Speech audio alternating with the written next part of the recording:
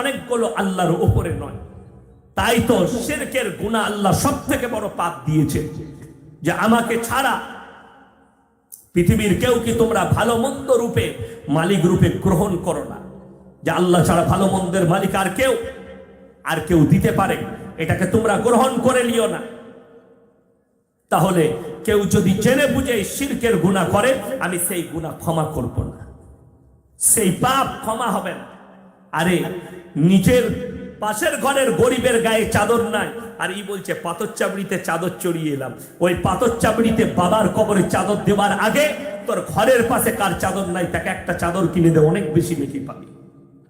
বাবার চাদরের প্রয়োজন নাই, বাবাকে ঠান্ডা লাগেনি, তোর ঘরের পাশের গরিবকে ঠান্ডা লাগছে, একটা কম্বল কিনে দে ওই টাকায়, চাদরের টাকায়, অনেক নেকি পাবি।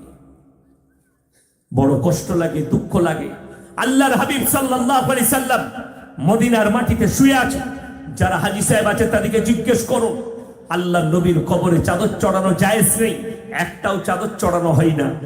যদি আল্লাহর নবীর কবরে চাদর চড়ানো যদি জায়েজ হতো, নবীজির কবরটা আসমান পর্যন্ত হিরেমতি মুক্ত চাদরে ঢেকে যেত। আল্লাহর হাবিবের কবরে জায়েজ নেই, পৃথিবীর আর কোন মৌলবি মোল্লা পীর ফকিরের কবরের জন্য জায়েজ হবে না। আল্লাহর নবীর কবরে ভালো মন্দ চাইতে পাবে না, পৃথিবীর আর কোন মৌলবি মোল্লা পীর ফকিরের কবরে ভালো মন্দ চাওয়া যাবে না। একমাত্র ভালো মন্দের মালিক হচ্ছেন, সকলে একসাথে বলুন কে, আরো জোরে বলুন কে, একমাত্র আল্লাহ রাব্বুল আলামিন হচ্ছেন ভালো মন্দের মালিক, কল্যাণ অকল্যাণের মালিক, দুঃখ কষ্টের মালিক, হায়াতের মালিক, মওতের মালিক, রুজির মালিক, সব কিছুর মালিক হচ্ছেন আল্লাহ রাব্বুল আলামিন। গোটা পৃথিবীর কন্ট্রোল আল্লাহর হাতে আছে। আর শুনে রেখে দেন, এইগুলো নিয়ে কেউ বিভ্রান্ত হবেন না। আপনার সঙ্গে বাদ যুদ্ধ চলছে, কেউ কেউ লেখছে ইয়াসিন সাহেব হেরে গেলেন, হার জিতের ব্যাপার নয়, এখানে আকীদার ব্যাপার। আর শুনে রেখে দেন, আল্লাহর নবীর হাদিস, আমার উম্মতরা ৭৩টা দলে বিভক্ত হয়ে পড়বে কিয়ামত পর্যন্ত। কিয়ামতের দিনে আল্লাহ তাআলা শুধুমাত্র পৃথিবীর মানুষকে, এখানে আল্লাহ ৭৩ দলের কথা বলেনি, পৃথিবীর মানুষকে ওয়া কুনতুম আজওয়াজান সালাসা, আমি ৩টে দলে বিভক্ত করে দেব, ৩ দলে। আজকে দেখুন, আমরা উলামাদের সংস্পর্শে না আসার কারণে, হাদিস কোরআনের চর্চা বাড়িতে না থাকার কারণে, দিন না থাকার কারণে কতগুলো কুসংস্কারে মুসলমান ঢুকে আছে জানে। আজকে মুসলমানের কাছে সুদটা জায়েজ হলো কি করে? সুদ খাওয়া হারাম না হারাম নয়? কথা বলেন। মুসলমানরা খায় না খায় না? কথা বলেন। খায়। মদ খাওয়া হারাম কে জানেন না? একজন দাঁড়িয়ে বলুন আমি জানি না। কে জানেন না? মদ স্পর্শ করা হারাম সবাই জানে। দাড়ি কাটা গুনাহ কে জানেন না? সবাই জানে, তারপরেও দাড়ি কাটছে। আমার ভাই, ইমাম সাহেব সিগারেট বিড়ি খেলে তার পেছনে আপনি নামাজ পড়বেন না, অথচ আপনি খেয়ে নামাজ পড়েন ইমামের পেছনে। আপনার বিবেককে জিজ্ঞেস করুন। আপনার কাছে যেগুলো জায়েজ সেগুলো মৌলবীর কাছে জায়েজ নয়, আপনি জায়েজ করে রেখে দিয়েছেন। মদ আপনার কাছে জায়েজ হয়ে গেছে, গাঁজা আপনার কাছে জায়েজ হয়ে গেছে, সুদ আপনার কাছে জায়েজ হয়ে গেছে, ব্যভিচার আপনার কাছে জায়েজ হয়ে গেছে, পরকীয়া আপনার কাছে জায়েজ হয়ে গেছে। আপনি কি করে করলেন? নিজেকে মুসলমান বলছেন, তার একটাই কারণ, মুসলমানের কাছে না দিন আছে না দুনিয়া আছে, দিশে হারা। সেই বর্বরতার যুগ আবার চলে আসছে। কিয়ামতের আলামত গুলো একটা একটা করে প্রকাশ পাচ্ছে। তার মধ্যে একটা আলামত নবীজি বলেছেন, আমার উম্মতরা ৭৩টা দলে বিভক্ত হবে। আর আল্লাহ কোরআনে বলেছেন, কিয়ামতের দিনে গোটা পৃথিবীর মানুষকে ওয়া কুনতুম আজওয়াজান সালাসা, আমি ৩টে দলে বিভক্ত করব, আল্লাহর ডান দিক, আল্লাহর বাঁ দিক, আল্লাহর সামনের দিক। আমি আজকে আবার বলে যাচ্ছি, আমি জানি না ৭৩টা দলের মধ্যে আমি যে কোনো একটা দলে, আমার দলটা জান্নাতে যাবে কি যাবে না জানি না। আমি আমার চিন্তা করি, কিন্তু বড় কষ্ট লাগে। কেউ কেউ বলছে আমি জান্নাতি, ও বলছে আমি জান্নাতি। আবার একজন আবার বেরেলি বক্তারা ঠিকে নিয়েছে জাহান্নাম, আর জাহান্নামটা ওদের কাছে ওদের বাপের জমির সঙ্গে সব কিনে দিয়েছে বাবরা। আহলে সুন্নাতুল জামাত বীজ মেরেছে, বলছে জান্নাত ফলানে ये लोग जहन्नमी है, देवबंदी जहन्नम में जाएंगे और ये जहन्नम। अरे गले का आवाज थोड़ा कम करो यार, नस फट जाएगा तुम्हारा, जरा धीरे बोलो, आस्ते बोलो, माइक ভেঙে দাও না। তোমাকে কে বললে জাহান্নাম আর জান্নাতের কথা বলতে? ও তো আল্লাহর ইচ্ছা। আল্লাহ কাকে জান্নাতে দেবেন, কাকে জাহান্নামে দিবেন। তুমি কোন দলে পড়বে সেটা ঠিক ঠিকানা করো। ওয়া কুনতুম আজওয়াজান সালাসা, কিয়ামতের দিনে 3টে দলে বিভক্ত হবে পৃথিবীর মানুষ। তোমার দলটা কোন দলে পড়বে এটা তুমি ভেবেছো একবার? তুমি ওটা চিন্তা করো। কে জাহান্নামে যাবে জান্নাতে যাবে ওটা আমার আল্লাহ বিচার করবেন, ঠিক কিনা কথা বলে? আল্লাহর হাতে ওটা, তুমি কি করে বিচার করতে পারো? ওই জন্য শুনেলেন, কেউ কেউ কি জাহান্নামী বলবেন না, জোরে বলুন ইনশাআল্লাহ। আপনি খালি বলতে পারেন এই পাপ করলে জাহান্নামে যেতে হবে, এই কাজ করলে জাহান্নামে যেতে হবে, এই সমস্ত কাজের দ্বারা জাহান্নামে প্রবেশ করবে। আপনি নমুনাগুলো বলতে পারেন পাপে, আপনি গুনাহগুলো বলতে পারেন। এই ধরনের কেউ কি আপনি জাহান্নামে আখ্যা দিতে পারেন না। কেউ কি মুশরিক ততদিন বলতে পারেন না কাফের। আমাকে যে মৌলবীরা কাফের বলেছ, আমি যদি কাফের না হয় ওই কুফরিটা তোমার উপরে বাড়তিয়ে যাবে। কিয়ামতের দিনে আমি তোমাদেরকে আল্লাহর কাছে জবাবদিহি দেবার জন্য ভিড়ে দিলাম। আল্লাহ যেন কিয়ামতের দিনে তোমাদেরকে কঠিন পাকড়াও করে। তুমি আমাকে কাফের বলেছ, গালি দিয়েছ, কষ্ট ওই জায়গায় যে তুমি না জেনে কাফের কাকে বলছো? যে আল্লাহর রসুলকে মানে। তুমি যদি আল্লাহর নবীকে মানো, আমি কাকে মানি? আমিও তো আল্লাহর রসুলকে মানি। তুমি যদি বলো হাদিস মানো, আমিও তো হাদিস মানি। তুমি যদি বলো কোরআন মানি, আমিও তো কোরআন মানি। তাহলে গোলমালটা কোথায়? গোলমালটা এক জায়গায়। তুমি বলছো আমি চুটি বইয়ের অনুসারী, আলহামদুলিল্লাহ আমি নবীজির হাদিসের অনুসারী। বড় কষ্ট লাগে। তুমি চুটি বই, ভণ্ডদের লেখা বই তুমি দলিল দেখাও, কষ্ট ওই জায়গায়। আজকে একজন ফোন করে বলছে অমক হুজুরকে বলছি। আমরা তো 7 গোষ্ঠীকে বল, আমার কোনো অসুবিধা নেই, আমি আমার জায়গায় অটল আছি, আমার মৃত্যুকাল পর্যন্ত অটল থাকবো, আমি লড়বো না। আমি হকের ওপরে টিকে আছি, ইনশাল্লাহ মৃত্যুকাল পর্যন্ত হকের ওপরে টিকে থাকবো। শিরক আর বিদআতের বিরুদ্ধে আমার আব্বাজির জীবনটা, এই 50 বছরের বক্তব্য জীবনটা কেটেছে পশ্চিম বাংলায় শিরক আর বিদআতের ওপরে জিহাদ করে। আর আমি নিয়ত করেছি আমার মৃত্যুকাল পর্যন্ত তোমাদের উৎখাত করে ছাড়ব।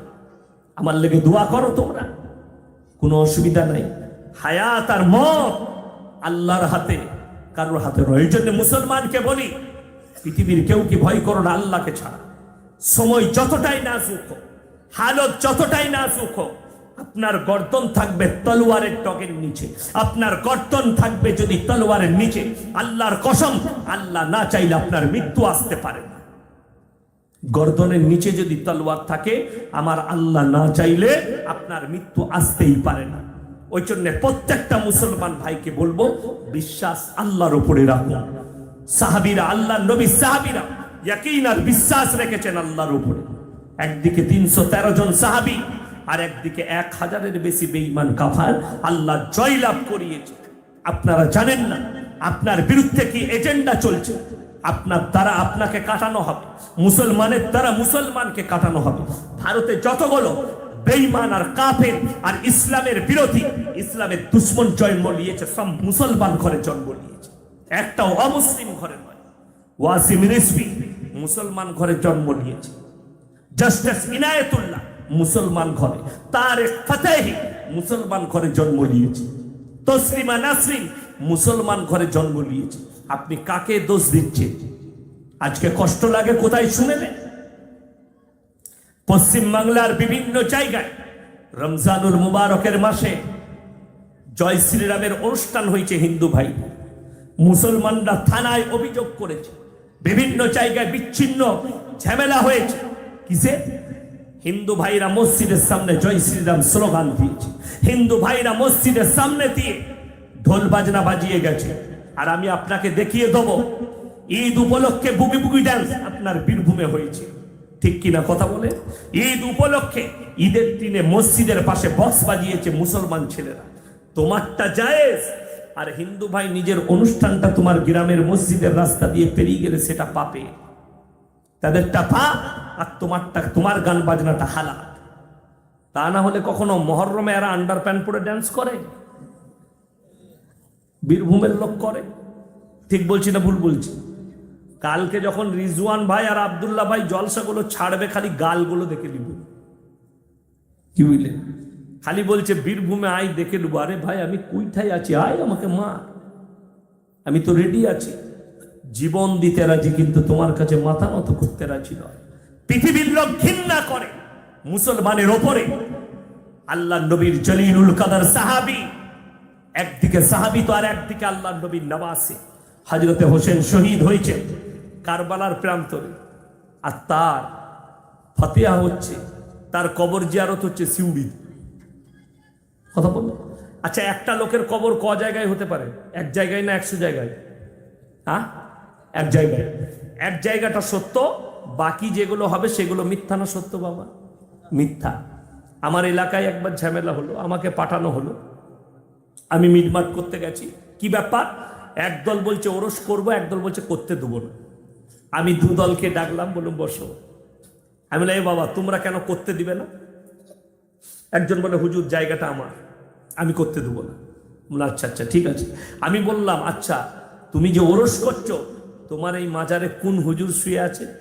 বললে কোনো হুজুর নয়, পাথর চাবড়ি থেকে পাথর এনে কবর করেছি। আমি বললাম হ্যাঁ বে, তার মানে মালটা ফাঁকা। কথাটা বুঝতে পেরেছেন না পারেন? আর যদি আমি এটা মিথ্যা বলে থাকি, গল্প বানানো, বাপের বেটা হলে আমার গাড়িতে চাপুন, মাদ্রাসায় এসি মেহমান খানা আছে, এসিতে শোয়াবো, কালকে দুপুরে খানা, সকালে নাস্তা করাবো, গ্রামটাই নিয়ে গিয়ে ঘুরিয়ে নিয়ে চলে আসবো। এতটা সাহস আছে, দেখিয়ে দেবো, জিজ্ঞেস করে বলে দেবো। তাদের এলাকার লোকের কাছ থেকে পাথর চাবড়ি একদম ডাইরেক্ট বলছে, পাথর নিয়ে এসে এইখান থেকে পাথর নিয়ে গিয়ে মাজার করেছে। বাজার চলছে ভালোই। এরপর একটা গল্প শুনিয়ে দিই। একজন পীর সাহেবের মাজার রমরমিয়ে বাজার চলছে। একজন বুড়ি মেয়ে এসে বললে, হুজুর আমার বেটা ডাকাতি করে, ছিনতাই করে, মার্ডার করে, গাঁজা মদ খায়, তো তাকে নিয়ে খুব বিপদে আছে, আপনার কাছে মুরিদ করে রাখবেন হুজুর? বলে ঠিক আছে, যা দি যা, চোরটাকে দি যা।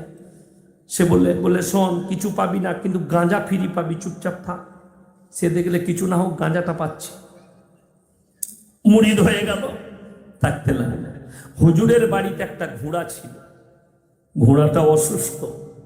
হুজুর বললে যাও এলেম বাজার থেকে একে ডাক্তার দেখিয়ে নিয়ে আই। বেরিয়ে গেছে এলেম বাজারে ডাক্তার দেখাবে। ঠিক ঘুড়িসা মোড়ের কাছে গিয়ে ঘোড়াটা মারা গেল। সে দেখলে আল্লাহ, রাতের বেলায় এইদিকে নিয়ে যাবো না, ওইদিকে এই ঘোড়াটাকে তুলবো কি করে?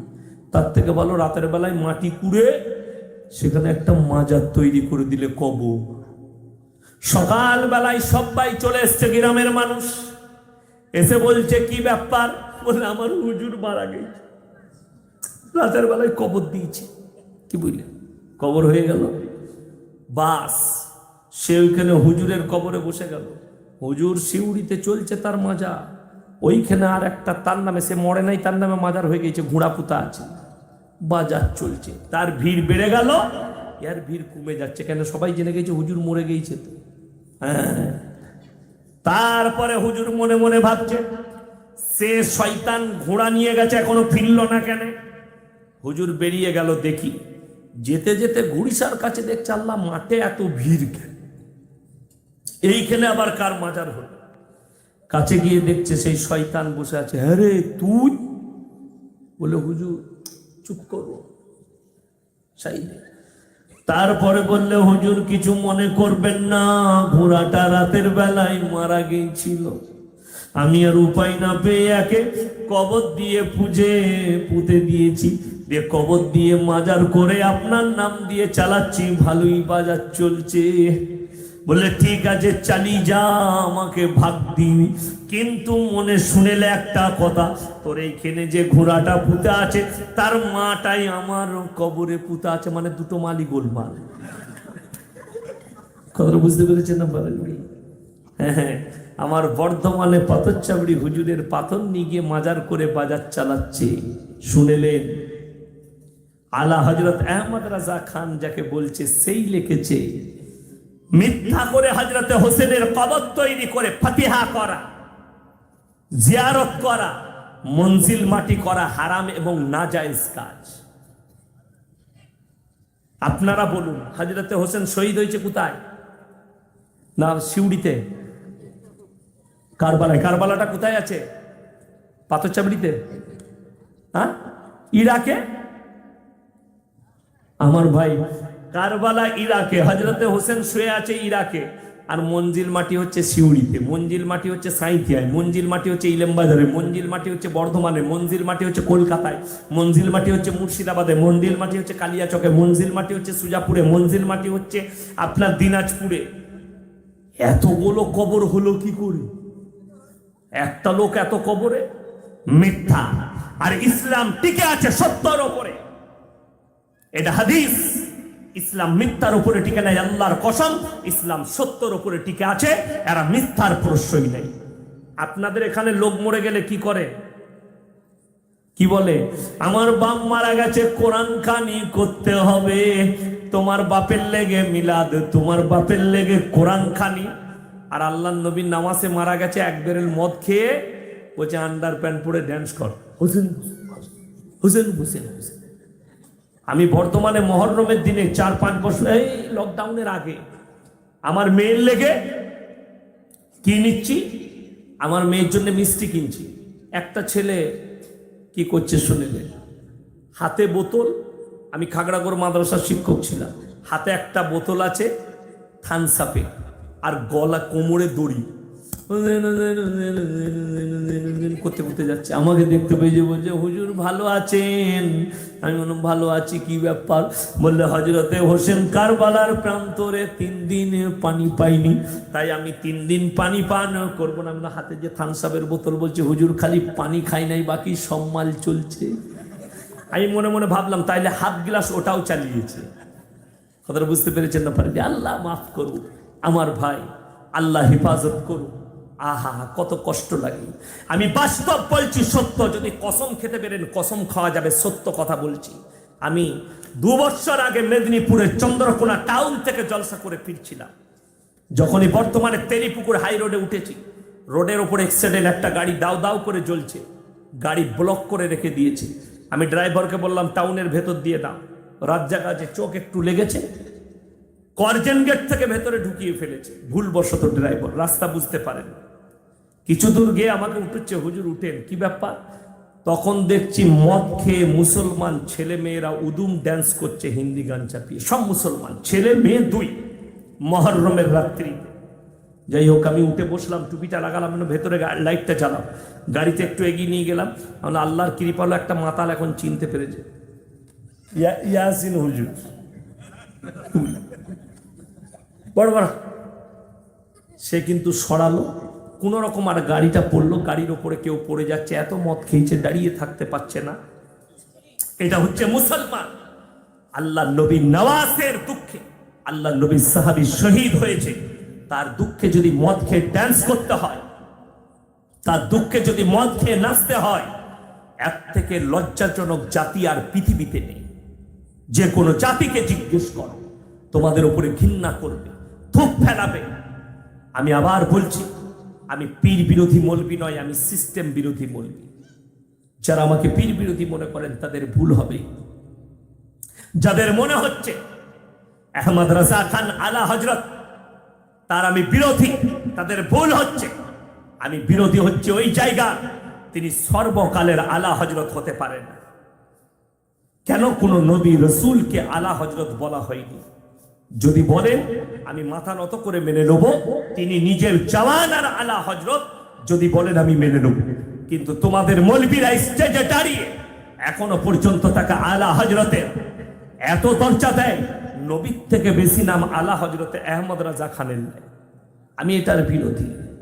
যাই হোক আমার ভাই, আমি যেটা বলছিলাম, ইসলামে সত্যর ওপরে ইসলাম টিকে আছে, মিথ্যার ওপরে নয়।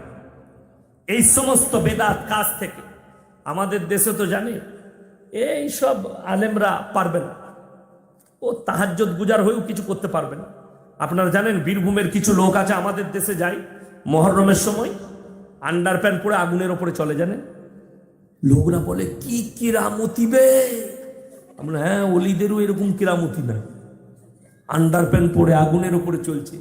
আমি বললাম আবে মদ না খেলে ও কাজ করা যায় না। কথা বুঝতে পেরেছেন না? পারেন গাঁজা মদ 2 পুড়িয়া খাই দেন, কোনো অসুবিধা নাই। কি বুঝলেন? গাঁজা খদ্দের মাতালদের কোনো অসুবিধা আছে? মদ খাই দেন, সব ঠিক আছে, কোনো অসুবিধা নাই। একটা মাতাল আছে, গায়ে শক্তি থাক আর না থাক, যদি হাফ গ্লাস খাই দেন ফাটে দেবো সব আমি। কিন্তু এক চর মারলেই মরে যাবে।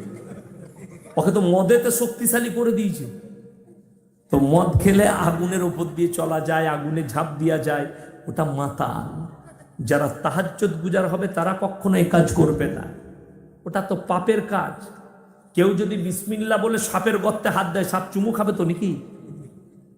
না চালিয়ে দিবে? ঝানাম চালিয়ে দিবে। হযরত আবু বকর সিদ্দিক রাদিয়াল্লাহু তাআলা আনহুকে দংশন করেছে সাপে। গুহার মধ্যে নবীজি ছিলেন, কোলে মাথা দিয়ে শুয়েছিলেন। আর আমি বেটা ইয়াসিনকে সাপে ছেড়ে দিবে? আমি বিসমিল্লাহ বলে হাত ভরবো আর আমাকে ছেড়ে দিবে?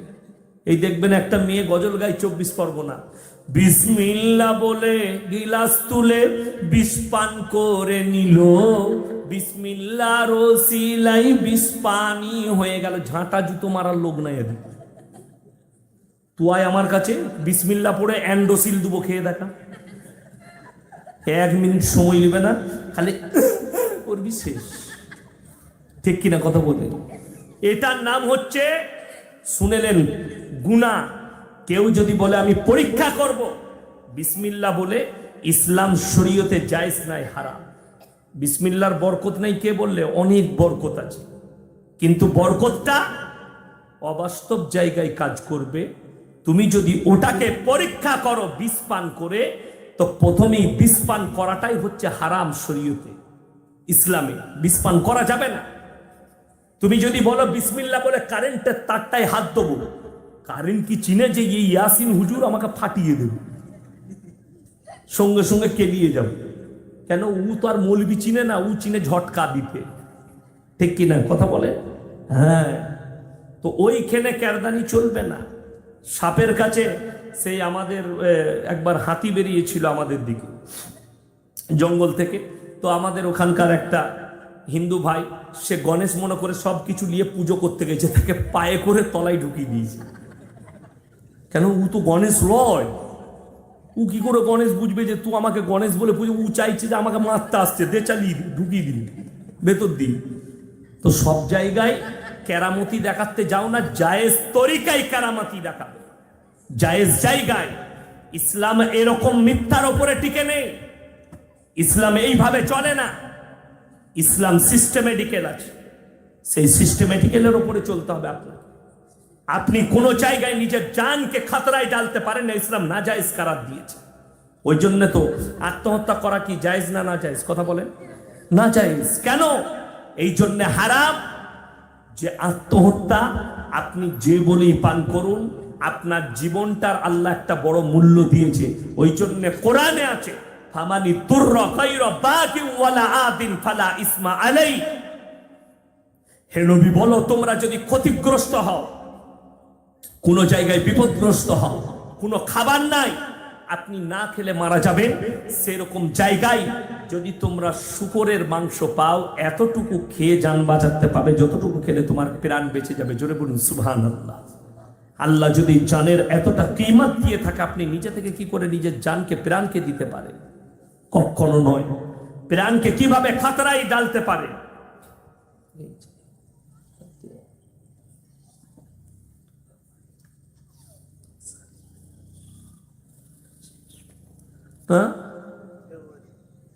এই জায়গাতে দুলাভাই ও শালি ঘুরে বেড়াচ্ছে, আমি কি করে জানবো?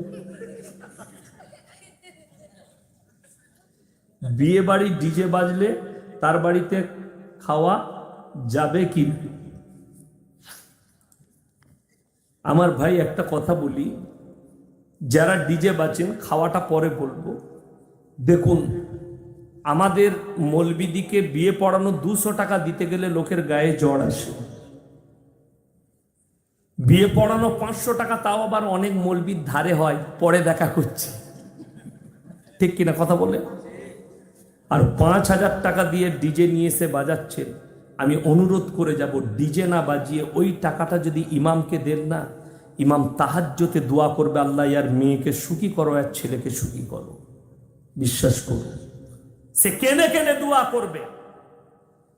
অনেকজন বলে আমি তো বাজাই নাই হুজুর, আমাদের ঘরে সব ছোট ছেলেগুলো। তুমি হিজড়ে যে ওরা কিনে নিয়ে এসে বাজিয়ে দিবে? কষ্ট পেতে একটা কথা ভালো করে ভাববেন, আমি সেদিনে বলেছি, আমাকে একজন প্রশ্ন করেছে বীরভূম থেকে ফোন করে, পেটে বাচ্চা এলে মেয়েদের সাত ভাজা খাওয়ায়, আপনাদের এখানে খাওয়ায় না? খাওয়ায় না সাত ভাজা? হ্যাঁ, আপনাকে আগে জানতে হবে আমাদের মতো মৌলবীদের বউরা খেয়েছে কিনা। আমাদের বউরা সাত ভাজা না খেয়ে আমাদের ছেলে হয়ে গেল, তোমার ছেলে হচ্ছে না। সাত ভাজা না খাওয়ালে ছেলেটা কানা হবে, কানাটা খুঁড়া হবে। শুনেলেন? এখন আমাদের মতো মৌলবীদিকে দুটো কাজে আপনারা রেখেছেন, হলে আর মরলে। হয়েছে কানে আজান দাও, মরেছে জানাজা পড়ি দাও, বলে বাকি সব আমরা বুঝে নেব। একটা ছেলে ফোন করে বলছে, হুজুর আমি বিয়ের দিন ঠিক করতে এসেছি, মেয়েরা বলছে আমাবস্যার রাতে বিয়ে করা যাবে না। আমরা মোটেই করবি না, কালো ছেলে হবে। কি বলবো তাকে? তাছাড়া তো আমরা তো হাদিসে কোরআনে কোথাও খুঁজে পাই না যে আমাবস্যার রাতে বিয়ে করতে নাই। হুজুর আছে কোথাও? নাই। আমরা জানি না, আমরা এতটুকু জানি আল্লাহর কাছে প্রত্যেকটা রাত সমান, দিন সমান। কথাটা বুঝতে পেরেছেন না? পারেন না? আপনি যে কোনো রাত্রিতে বিয়ে করুন। কারো যদি মনে হয় আমার সময় নেই, আমি চাকরি করি, ঈদের দিনটা সময় আছে, তো ঈদের দিনেও বিয়ে করেন, কোনো হারজ নাই। ইমামকে ডেকেলেন, বিয়ে পড়িলেন। আর বলি, বেটার বিয়েতে কোন ডিজে বাজানো, এইগুলো আপনাদিকে গ্রামের মানুষকে পদক্ষেপ নিতে হবে। দেখুন, একটা কথা বলি, আমি এখনই বললাম হারাম, তার বাড়িতে খাওয়া যাবে না, আমার কিন্তু কেউ কিচ্ছু করতে পারবে না, আমি গাড়িতে চেপে চলে যাব। এই কথাটাই আপনার ইমামও বলতে পারে, কিন্তু সে যদি বলে দেয় সকালবেলায় তার চাকরিটা চলে যাবে। ঠিক বলছি না ভুল বলছি? মসজিদ কমিটি বলবে এই কথা বললে কেন, তোমাকে চলে যেতে হবে। কিন্তু আমার চাকরি যাওয়ার ভয় নাই। আমাকে আপনি দাওয়াত দিবেন না, পাশের গায়ে শাহপুরের লোকরা দাওয়াত দিবে। ঠিক কিনা কথা বলে? আমার চাকরি যাওয়ার ভয় নেই। ওই জন্য আমি বলে যাচ্ছি, যে বাড়িতে গান বাজনা হবে সেই খাবার থেকে আমি খাবারটাকে হারাম বলবো না। সে হয়তো হালাল পয়সাই করছে, হারাম কাজ করছে। কথাটা বুঝতে পেরেছেন না? পারেন? আপনি খেতে পারেন, কোনো অসুবিধা নেই, কিন্তু অ্যাভয়েড করা এই জন্যে ভালো যে ভাই তোর বাড়িতে গান বাজনা হচ্ছে, আমি খেতে যাব না, আমি যাই না। আমি আমার কথা ব্যক্তিগত বলছি। ফতোয়া হচ্ছে আপনি খাবেন, কিন্তু তাকওয়া হচ্ছে আমি খেতে যাব না, যেহেতু অবৈধ কাজ হচ্ছে। আমরা মৌলবীরা তো ফেরে পড়ে আছি। তা না হলে মেয়েদের ফতোয়া সমাজ চলছে জানেন, আমাদের ফতোয়াই চলে। আমাদের ফতোয়াই চললে অনেক কিছু হয়ে যেত। মেয়েরা ছেলে হলে পোত নিয়ে আসছে, আমাদের বউদের পোত আনতে হয়, আমাদের ছেলেদের এমনি হয়ে গেছে। সূর্যগ্রহণ হলে আমাদের বউরা কাজ করে, আপনাদের বউদের কাজ করা চলে না, জানি না কেন। কষ্ট এটাই লাগে। যেমন আমি পরশুর জলসায় বলেছি, কালকে জলসা হয়নি ঝড় বৃষ্টিতে, পরশুর জলসায় বলেছি কি জানেন? আপনি যান সিউড়িতে, গাইনিক ডাক্তাররা আমাদের মতো মৌলবীদিকে 4টা-5টা করে ছেলে হয়, ওই জন্য বলে এরা বুকাবে মৌলবীরা, ওই জন্য 4টা-5টা করে ছেলে নেয়। ডাক্তারে বলছে সিজার করে বাচ্চা নাও। কেন্দ্রে বলেছে 2টোর বেশি বাচ্চা নিলে তাকে সরকার দেখবে না, 3য় বাচ্চার কোনো কিচ্ছু দিবে না। কেন্দ্রে পার্লামেন্টে পাস হবে, বিল আনা হচ্ছে। আমি বলছি শুনে, 2টোর বেশি বাচ্চার এমনিও হবে না। কেন? সব তো পেট ফাড়া বাচ্চা। ঠিক বলছি না ভুল বলছি? হ্যাঁ। কেন? ডাক্তাররা বলছে, শুনে নেন, মুসলমানরাও এই চক্করে ফেসেছে। ডাক্তারদের পরামর্শ, সিজারের বাচ্চারা বেরেলিয়ান হয়। ঠিক কিনা কথা বলে?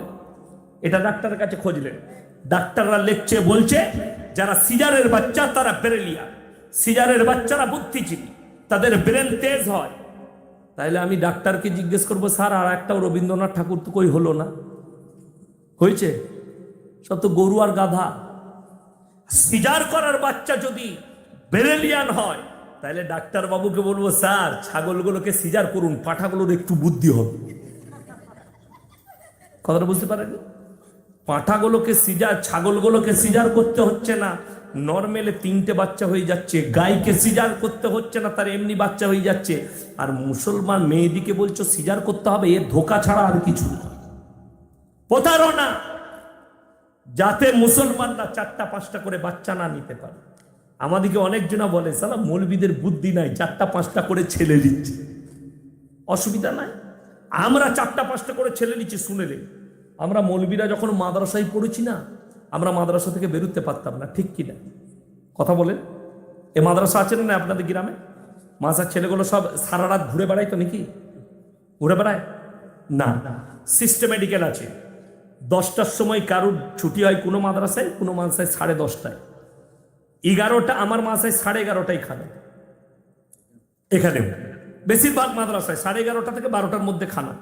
বাচ্চারা একটু আরাম করলো, তারপরে আবার জোহরের নামাজ পড়ে পড়া স্টার্ট, আসরের পরে একটু রেস্ট নিল, ঘুরলো মাঠে ফাটে, তারপরে আবার পড়া, মাগরিবের পর থেকে এশা পর্যন্ত খানা খেয়ে শুয়ে পড়ো। আমরা ছিলাম বাঁধা ষাঁড়, আর তোমরা হচ্ছে খোলা ষাঁড়। কথাটা বুঝতে পারেননি? তুমি যে কোনো জায়গায় নিজের যৌবনকে নষ্ট করেছ, আমাদের যৌবন নষ্ট হয়নি। বড় কষ্টের বিষয় এটাই।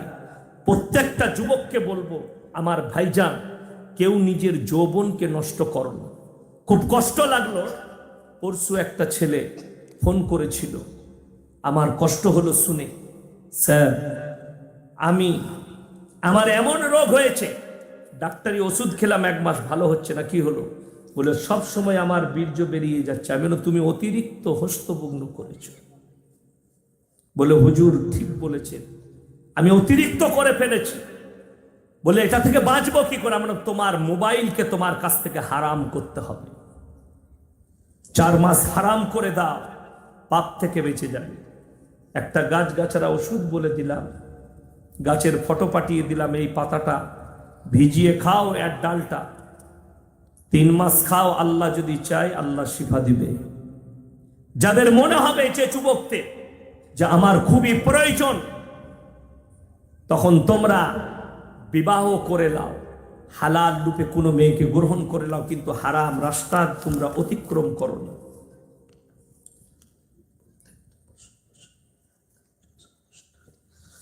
আসসালামু আলাইকুম জি, আপনার কাছে আমার অনুরোধ, আমাদের এই জলসার কমিটি প্রত্যেক বছর এই ময়দানে জলসার অনুষ্ঠান সম্পূর্ণ করা হয়। এই ময়দানে পাড়ার যুবক বৃন্দদের উদ্যোগে, কিন্তু এটা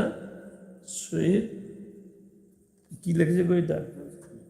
না, কিন্তু সেই কমিটির মধ্যে কিছু কমিটি নামাজ পড়তে চায় না।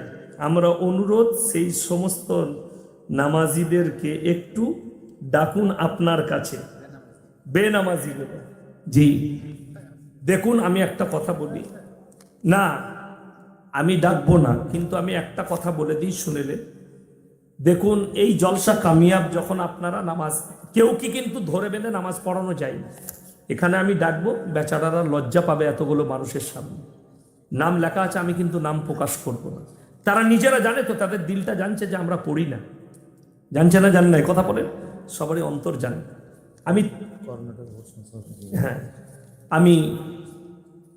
আমি একটা কথা বলবো আপনাদেরকে, যারা নামাজ পড়েন না, যে নামগুলো এসছে, আমি মোটেই 6 জনের নাম আছে প্রকাশ করব না। তা আমি খালি অনুরোধ করে যাব, যদি তোমার নামাজ সম্পর্কে জানা নেই, আল্লাহর ওয়াস্তে মাদ্রাসায় যাবেন। আপনার গ্রামে মাদ্রাসা মানে এটা গোটা গ্রামের জন্য বরকতের। আপনারা ভাগ্যবান যে আপনাদেরকে, আপনার সন্তান নিয়ে আপনাদেরকে কোথাও ছুটতে হবে না। আপনি মাদ্রাসায় গিয়ে শিক্ষা করতে পারবেন। সময় দেন, আপনি মাদ্রাসার হেড মোল্লাকে বলুন যে আমাকে এসার পরে একটু একটা শিক্ষক দেন, আমরা কোরআন শিখি। যদি না দেয় তাহলে আমাকে বলবে, অবশ্যই সময় দিবে আপনাদেরকে। আপনারা সময় বার করুন, নাহলে ইমামকে বলুন এসার পরে আমাদেরকে পড়ান। কিন্তু দুঃখ কি জানেন, আমাদের সব ফ্রিতে চায়। কি বুঝলেন? ইমাম সাহেব মক্তবে পড়ায়, তাকে 10 টাকাও দেয় না। আপনি খরচ করুন। আমার ভাই যারা নামাজ পড়ে না, কেউ কি বলে নামাজ পড়ানো যায় না? হ্যাঁ, চেষ্টা করতে হবে। যারা আছেন বারবার দাওয়াত দেন তাদেরকে। যারা জলসা কমিটি আছেন, আমি দাওয়াত দেব, আল্লাহর ওয়াস্তে নামাজি হন, নামাজ পড়ুন, নামাজ ছাড়বেন না জিন্দেগিতে। শুনিলেন নামাজের দ্বারা কি হয়? বুখারী শরীফের রওয়ায়েতে আছে, যারা 5 ওয়াক্তের নামাজি হবে তাদের রুজিতে আল্লাহ কোনোদিন কমি দিবে না। জোরে বলুন সুবহানাল্লাহ। প্রমাণ দিচ্ছি। আপনাদের জেলায় কে কে এরকম বড় লোক আছে জানি না, যদি কোনো কোটিপতি মরে যায়, তার জানাজার নামাজটা কে পড়াবে? কোনো কোটিপতি মুসলমান মরে গেলে। আপনাদের হাজী নজির হোসেন সাহেব, মল্লিক সাহেব, আল্লাহ হায়াত দারাজ করুক, খুব ভালো মানুষ, ধনী ব্যক্তি, গণ্যমান্য ব্যক্তি, ওনাদের মতো লোক যদি দুনিয়া থেকে বিদায় নেয়, জানাজার নামাজ কে পড়াবে? কোটিপতি খুঁজে বেড়াবে? এই 6,000 আর 10,000-এর মৌলবীরাই পড়াবে। জোরে বলুন সুবহানাল্লাহ। কি বুঝলেন? তো পয়সাতে সুখ পাওয়া যায়, পয়সায় সুখ নাই। সুখ আছে শুনেলে, ডাল আলু খাবেন, সুখ পাবেন হালাল পথে। আমি একটা জলসায় বলেছি, মৌলবীদের 8,000 10,000 বেতন, তাদের বৌদিকে রাস্তায় বেরিয়ে বন্ধন লোন গ্রুপ লোন করতে হয়। আপনি 20,000 ইনকাম করেন, আপনার বউকে গ্রুপ লোন করতে হয়। ঠিক কিনা কথা বলেন? আল্লাহ হেফাজত করুন। আপনাকে ভাবতে হবে। বুখারী শরীফের রিওয়ায়েতে আছে, যারা আল্লাহর রাস্তায় থাকবে, যারা দ্বীনের পথে থাকবে, আল্লাহ তাদেরকে মৃত্যুকাল পর্যন্ত ইজ্জতের রুজি দান করবেন। জোরে বলুন সুবহানাল্লাহ। ওই জন্যে ইমামের বেতন কম হতে পারে, আমাদের মৌলবীর বেতন কম হতে পারে। আল্লাহ সব থেকে সুন্দর খাবার, হালাল রুজি আল্লাহ যারা দ্বীনের রাস্তায় থাকে আল্লাহ তাদেরকে দান করে। হুজুর, কর্ণাটক সম্পর্কে, কর্ণাটকের ভোট সম্পর্কে কিছু বলুন। কি বলবো? কর্ণাটকে কংগ্রেস সরকার জিতেছে, যার তকদিরে আছে সে জিতবে, পরিষ্কার কথা। আল্লাহ জিতাবে। তবে আমি দোয়া করব, আল্লাহ যারা ইসলামের ক্ষতি চায়, যারা কোরআনের ক্ষতি চায়, কোরআনকে মিটাতে চায়, দ্বীনকে মিটাতে চায়, আল্লাহ তাদেরকে তুমি নিস্তে নাবুদ করে দাও। আর আপনাদেরকে একটা বার্তা দিয়ে যাব, সামনে পঞ্চায়েত ভোট আছে। বুখারী শরীফের রিওয়ায়েতে আছে, এক মুমিন আর এক মুমিনের ভাই ভাই। আমার তো মনে হয় বীরভূমের লোকরা এখন থেকে মাস্কেট আর বোমাগুলো রেডি করছে। দেখেন আমার গাড়িতে মারেন না। শুনেলেন আমার ভাই, কোন ভাই কারুর গায়ে হাত দিবেন না। যারা নেতা আছেন, যাদেরকে আল্লাহ দায়িত্ব দিয়েছে, তারা সবর করুন। যদি দায়িত্ব ফিরে পেতে চান, তারা মানুষের উপরে অত্যাচার করবেন না, মানুষের সেবা করুন। কেউ কি দায়িত্ব দেয়, আল্লাহর তরফ থেকে আপনি দায়িত্ব পেয়েছেন, নেতা হয়েছেন, আপনার দ্বারা যেন মানুষ উপকার হয়। আর কেউ যদি উপকার নাও করতে পারেন, ক্ষতি কেন করবেন? এটা হচ্ছে শরীয়ত। আপনি ক্ষতি কেন করবেন না? কওমের মাল মেরে খাবেন না। আপনি নেতা, হক বিচার করুন, যেটা হক। তাতে আপনার ছেলের সম্পর্কে হলেও হক বিচার করতে হবে। হযরতে উমরে ফারুক রাদিয়াল্লাহু তাআলা আনহু দেখিয়ে দিয়েছে, নিজের সন্তানকে বাঁধা করিয়েছিল যে এটাই হক। মানুষ যেন এটা বুঝতে পারে, ন্যায় বিচার পৃথিবীতে যেন টিকে থাকে, এটা দেখিয়েছিলেন হযরতে উমর। আল্লাহ আপনাদের হায়াত দারাজ করুন, আল্লাহ আপনাদেরকে কবুল করুন। ওই জন্যে সবাই শুনেলেন, এই ভোট আসছে, পঞ্চায়েত ভোট।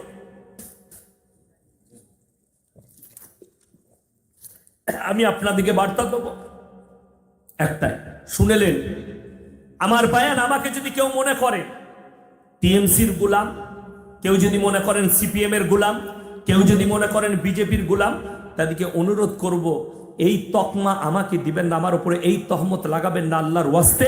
আমার 20,000 জলসা ছুটছে, একটা একটা করে বার করে দেখবেন, যে ভুল বলেছে আমি তাকেই বাঁশ দিয়েছি, রিহাই আমার কাছ থেকে কেউ পায়নি। যদি আজকেই বলে কোন টিএমসির নেতা ভুল বলে, আমি তাকেও ছেড়ে কথা। আমি ফিরহাদ হাকিমের এলাকায় গিয়ে তার বিরুদ্ধে বলেছি, নুসরাত জাহানের এলাকায় গিয়ে তার বিরুদ্ধে বলে এসেছি। কেন? মৌলবীদিকে টার্গেট করেছে, আমি তাকে টার্গেট করেছি। আমার কাছে রেহাই নাই। তবে আমি সেদিনে শুকর আদায় করেছি আমাদের রাজ্যের মাননীয় মুখ্যমন্ত্রী, তিনি দা কেরালা স্টোরিকে ব্যান করেছেন। আমি ওনার শুকর আদায় করেছি যে বাংলার হিন্দু মুসলিমের ঐক্যকে টিকানোর জন্যে, ঐক্য বজায় রাখার জন্যে আমাদের রাজ্যের মুখ্যমন্ত্রী মাননীয়া শ্রীমতী মমতা ব্যানার্জি, তিনি দা কেরালা স্টোরিকে ব্যান করেছেন। আমি অনেক অনেক বাধাই দেবো, ধন্যবাদ জানাবো, ওনাকে সাধুবাদ জানাবো যে আপনি আমার রাজ্যের ঐক্যকে বজায় রাখার জন্য এই ধরনের ফিল্মকে আপনি ব্যান করেছেন। আমি আপনার সমর্থনে। তা বলে এটা নয় আমি আপনাকে বলে যাবো না যে ভোটটা ওকে দিবি, কখনো নয়। আপনার যাকে ভালো লাগবে তাকে দিবেন। কথা বুঝতে পেরেছেন না পারেননি? কথা বলেননি? আমি কোনো রাজনৈতিক বক্তা নয়। আপনার যদি মনে হয় এটা আমার উপকারের, আপনি দেবেন, কিন্তু আপনি দিমাগ দিয়ে বিবেচনা করবেন ক্ষতিটা ইসলামের কে বেশি চাইছে। সব থেকে দামি পার্টি আমি বলবো ধরবেন, আজ থেকে হাত তুলে বলুন তো কে কে ধরবেন? হাত তুলে আমি যেটা বলে যাব সেই পার্টিটা ধরবেন। কে কে হাত তুলেন? লোক বেশি না, নামাজের পার্টি সবাই ধরবেন। জোরে বলুন ইনশাআল্লাহ। নামাজের পার্টিতে ধোঁকা পাবেন না, প্রতারণা পাবেন না, অক্সিজেন ফ্রি পাবেন, জীবন ফ্রি পেয়েছেন, রুজি ফ্রি পাবেন, দুনিয়া ফ্রি পাবেন, জান্নাত ফ্রি পাবেন। কিচ্ছু লাগবে না, আপনাকে খরচ করতে হবে না। কষ্ট এক জায়গায় হয়। 1400 বছর আগে নবীজি বলে গেলেন কিসের কথা? নামাজের কথা, দিনের কথা ভুলে গেল।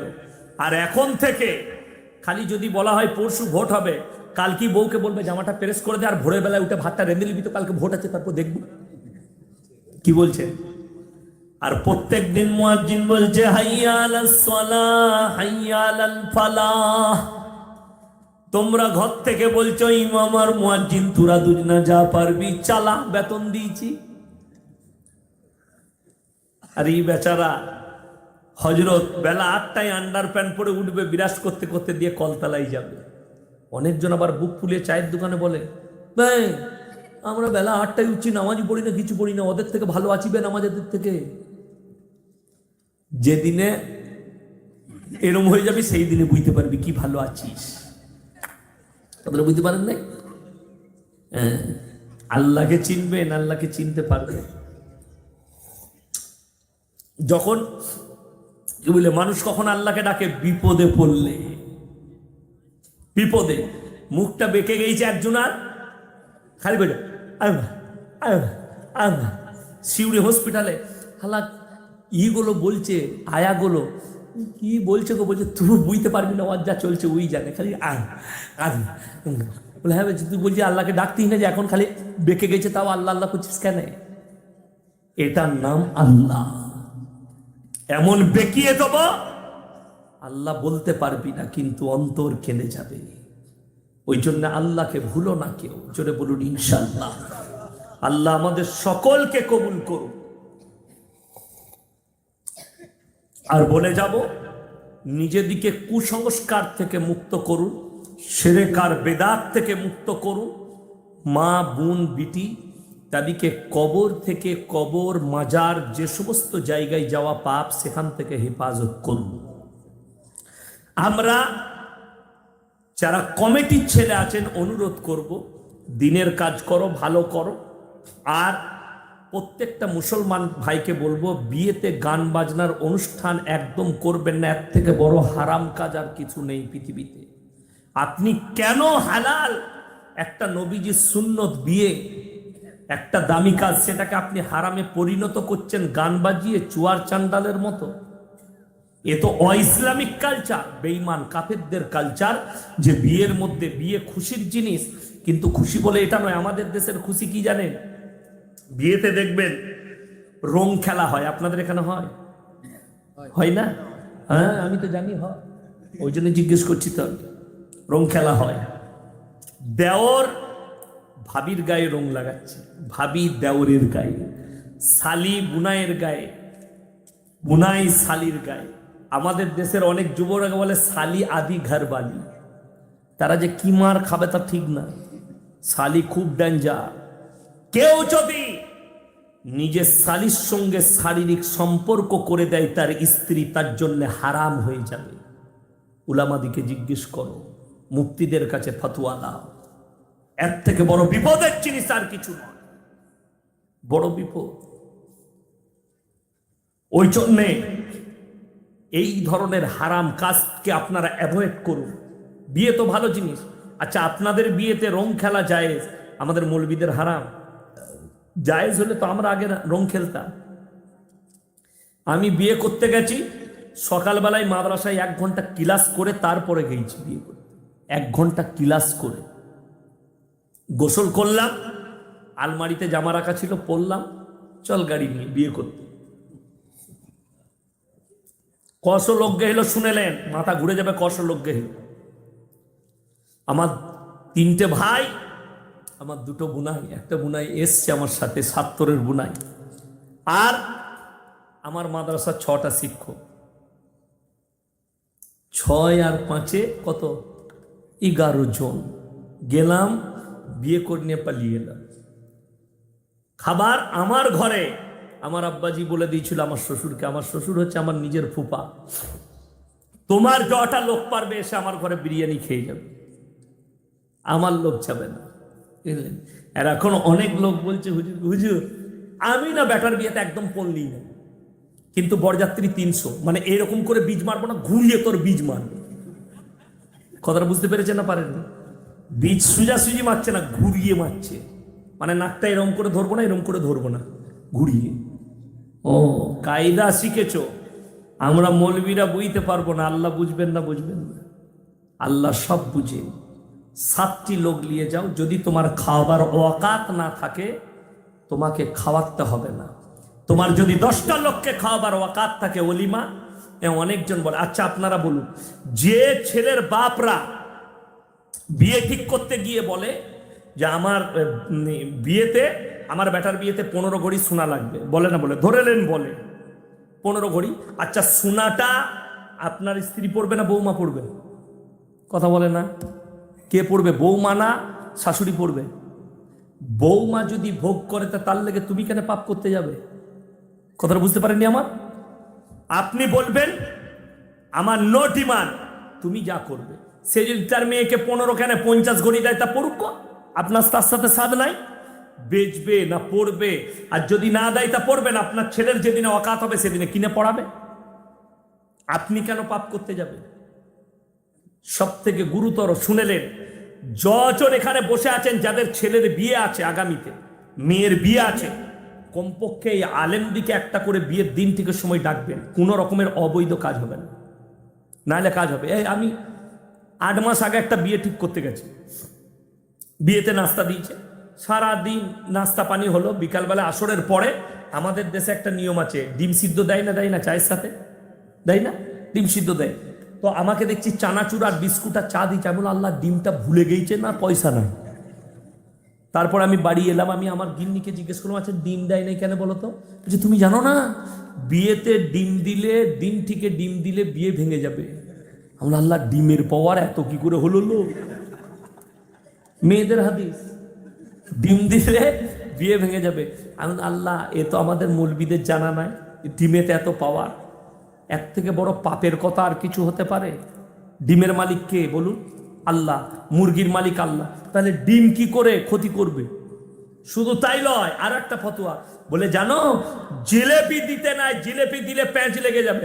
কেন? বলে প্যাঁচ লাগানো আছে। আমি জিলেপিতে যদি বিয়েতে প্যাঁচ লাগে তাহলে যে জিলেপি তৈরি করছে তার বেটা বিটি তো জীবনে বিয়ে হবে না, সে তো প্যাঁচ মেরিয়ে গেছে, তার বেটা বিটির আর জীবনে বিয়ে হবে? কোনোদিন বিয়ে হবে না। কুসংস্কার, বেবুনিয়াদি কথা, ইসলাম বিরোধী কথা। এটা যদি একটা আলেম থাকে সেখানে বসে, এই ধরনের ফতোয়া তাদের চলবে না। কেউ যদি বলে, অনেক মেয়েদের ফতোয়া শুনেলেন, যে মাসে ছেলের জন্ম হয়েছে সেই মাসে বিয়ে দিতে নাই, এর থেকে বড় হারাম কথা আর কিছু নাই। যে তারিখে জন্ম হয়েছে সেই তারিখেও বিয়ে দিতে পাবে, কোনো অসুবিধা নাই। দিন সেদিনে হচ্ছে সেই দিনই দিয়ে দাও, কোনো অসুবিধা। আমি আমার একটা ছাত্রর বিয়ে দিতে যাচ্ছি, 10-12 জন যাচ্ছে, আমি আমার গাড়িতে আছি। তো আমি গুসকারার কাছে দাঁড়ালাম, তো তার ভাইটা এলো, 2টো ডাব কিনে নি, বলে হুজুর এটা আপনার গাড়িতে রাখুন। মানে এটা কি গো? বলে ওই যতক্ষণ না বিয়ে পড়ানো হয় ততক্ষণ মেয়ের বাপ আর মা খেতে পাই না, তাদেরকে খাওয়াবো। আমি ঠিক আছে তুই যা। তারপর আর একটু এগিয়ে গিয়ে আমি দাঁড়ালাম নতুন হাট বাজারে, আমি একটা ছুরি কিনে নিয়ে ড্রাইভারকে বললাম ছুরি আনলে, মুখটা কেটে ফুটো করে সব খেয়ে নিই পানিগুলো। ওইখানে গিয়ে বিয়ে পড়ানোর পরে খুঁজে বেড়াচ্ছে, আমি কলের পানি খেতে বললাম, মাল 2টো চালিয়ে দিয়েছি। আমি বললাম আগে আমাকে এটা শিখো যে কোন হাদিসে আছে যে মেয়ের বাপকে উপোস থাকতে হয় মাকে। হ্যাঁ, দাদি নানি যদি কেউ থাকে, কেউ যদি রোজা রাখে হাজতের জায়েজ আছে, রোজা রাখতে পারবে, কিন্তু বিয়ে না পড়ানো পর্যন্ত এটা অ-ইসলামিক কালচার, বেবুনিয়াদি কথা। মা সকাল থেকে খাবে, কোনো অসুবিধা নাই, বাপ সকাল থেকে খাবে, কোনো অসুবিধা নাই। মেয়ের বিয়ে না পড়ানো হওয়া পর্যন্ত কিছু খাওয়া যাবে না, এর থেকে বড় কুসংস্কার আর কিছু না। আমাদের মৌলবীদের ওইসব সিস্টেম নাই, খাও দাও। আমার বিয়ের সময় দেখবেন বিয়ে পড়ানো হলে শরবত নিয়ে আসে 2টো গিলাস করে, আর পান। আপনাদের দেশে আনে না শরবত আর পান? কি বলে বরকে এসে বলে আপনি একটু খান, মুখটা ঠেকাও, মানে এটা করতে হবে, ওকে নিয়ে গিয়ে খাওয়ান। আমার কাছে এনেছে, শালি হয় সম্পর্কে, আমার তো নিজের শালি না, তো নিয়ে এসছে।